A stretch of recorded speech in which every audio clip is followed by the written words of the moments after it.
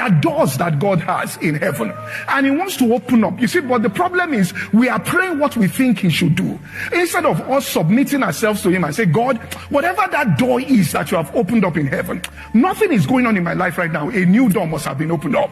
There is stagnancy now. A new door must have been opened up. Are you following what I'm saying here? And then we go to him and say, God, that door, that's what he said, you have opened up. I toiled all night and caught nothing. What's the door you have opened up? That door that you have opened up in heaven, open this thing up on the earth. Let me see.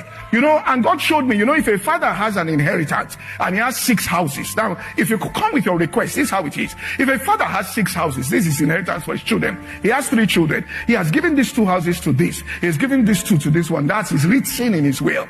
He's not going to tamper with what is written in his will. Now, he has money. So if you come and meet him, if the child comes to meet him and says, I need 50,000, 100,000, we'll give. But if you want to venture into what he has already willed, he is going to protect and say, you can't ask for that. So you see, our own prayer points don't touch the inheritance God has for us. We're just asking for peripheral things. When you come to him and say, God, let your will be done in my life as it is in heaven, which means he opens up that door for you on the earth. And then you find yourself in something that you weren't even thinking about, you weren't planning. And the first indication that he uses when you pray this way is that because he wants to lead you into that thing, the first thing he's going to do is that he gives you his word for it. So what happens is, as in a dark place, all right, the light comes on and a scripture just speaks to you. And what that scripture is trying to say is, hold it.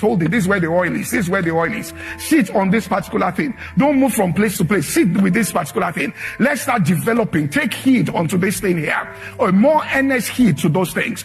And when he says what you have heard, some of you have heard those things maybe 6 weeks ago. You've heard those things 6 months ago. And what will happen is, if you go back to that scripture, the punch comes back at you. If you read other scriptures, it's general. But once you go into that line, the thing begins to hit, and there's a witness that you have on the inside. But it says, sit down. That's where the oil well is. If you drill it, something will come out of it.